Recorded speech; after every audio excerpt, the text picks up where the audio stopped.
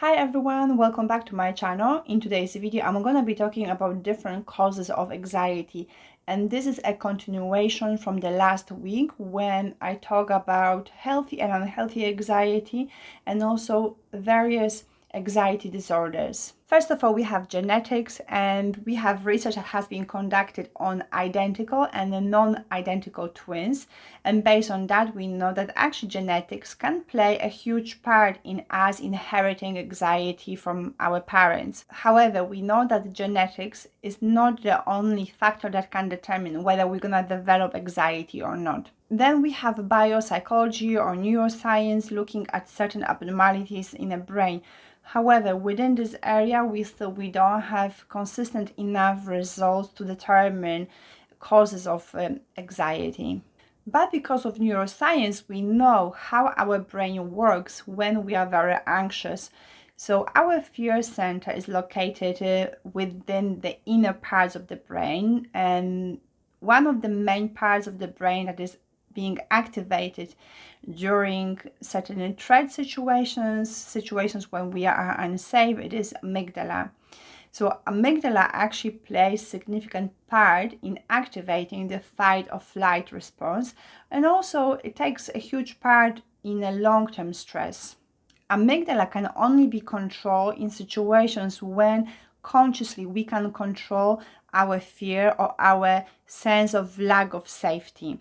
And if we don't have that conscious control over amygdala, that's when amygdala overtakes our physical sensations, and that's when we start experiencing all these different symptoms of anxiety or stress, and not only physical but also the emotional aspects of anxiety and stress. When amygdala is predicting danger, we can really have two scenarios. So in one scenario, when amygdala is predicting immediate danger, that's when we're gonna have increased levels of adrenaline, because that will promote our running or maybe fighting, defending ourselves.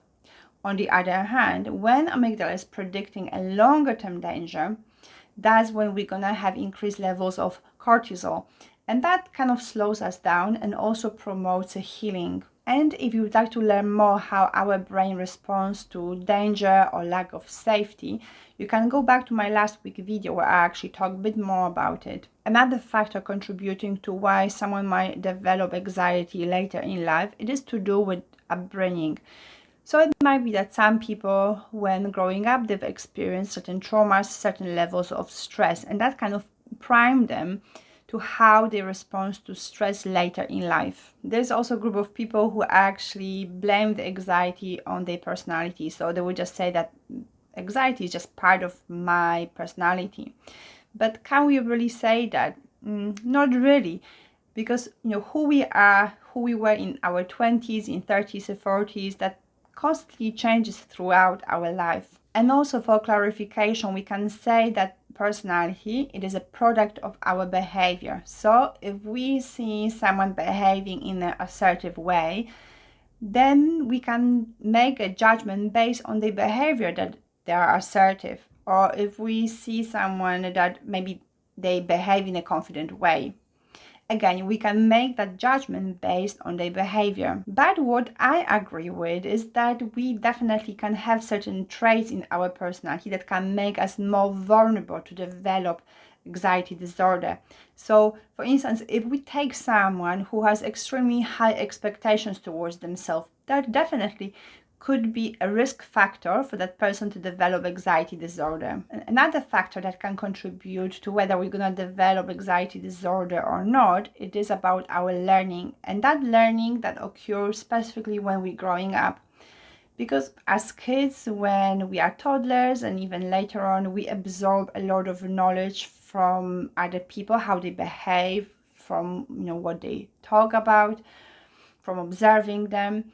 And it might be that as a child you've noticed that someone got hurt on a certain object, and you've witnessed everything. You've witnessed how they did it, you've witnessed how they were suffering afterwards, and that could be enough for you to put you off from coming close to that object, or even to develop later phobia of that object.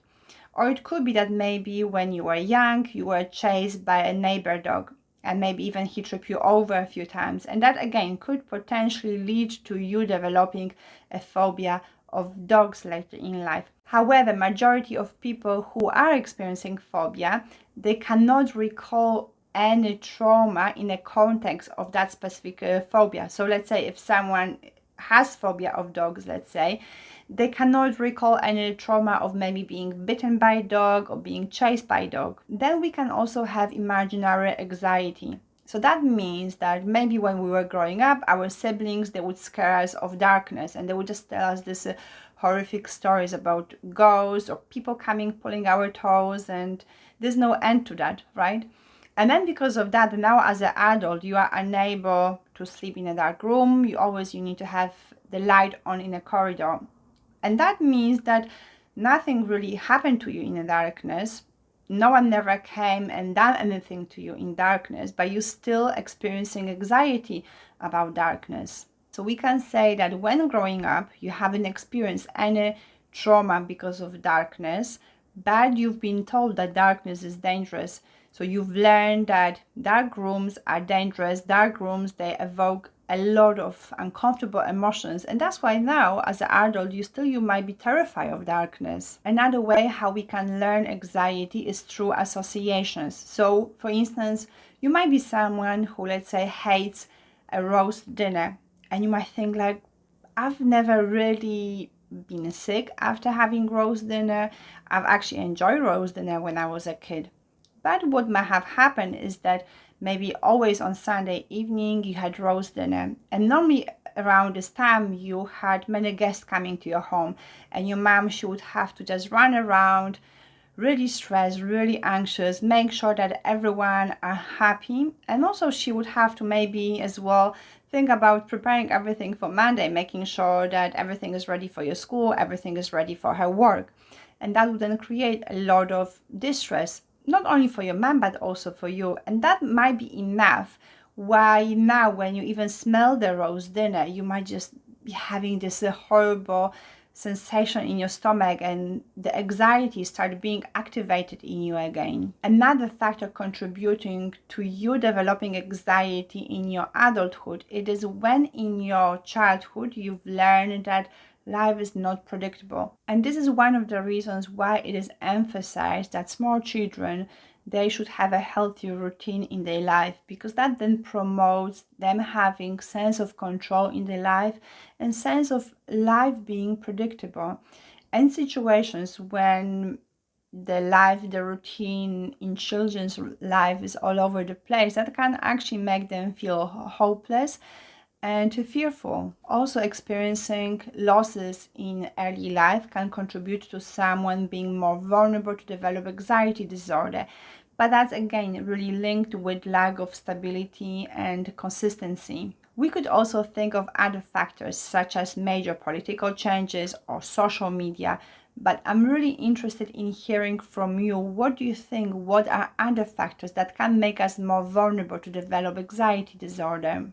That will be it for today, and if you enjoyed this video, then please like it, subscribe, and I'm gonna see you next week when I'm gonna be talking about different ways of how you can deal with your anxiety symptoms.